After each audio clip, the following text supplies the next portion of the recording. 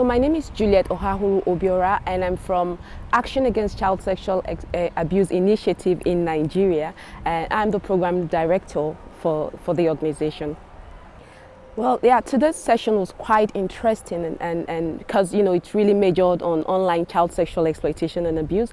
And yes, I did have very interesting takeaways, and I can't talk about takeaways without starting from, talking about the need for a lot of legal reforms around this issue. So the model law on Oxia by the AU for me was something that really struck me. Of course, I've been hearing about it, but recognizing there are actually countries, unlike mine, where we do have maybe two or three laws that we can hold on to in around Oxia, but recognizing there are countries that don't have this existence. So that was one big takeaway for me, the need to really push for this and understand that in the long run it's going to be a big benefit, especially for countries in this part of the world, the global south, where we're still struggling with issues such as legal reforms. You cannot start having this conversation without talking about the legal structures that are going to back up whatever interventions that you're bringing on board.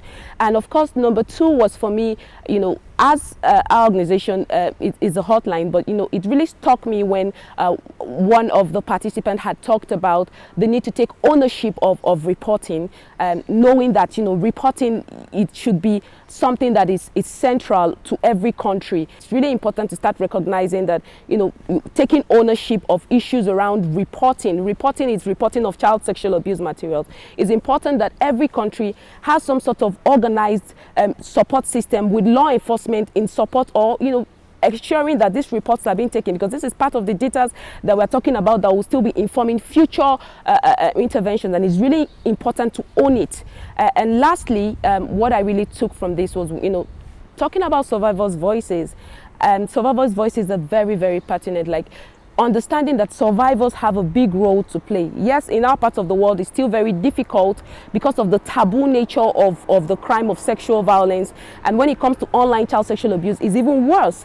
But the truth is that there are survivors, and every day we are seeing these survivors. And so it's really important that we start to look at, yes, there are actually survivors of online child sexual exploitation and abuse.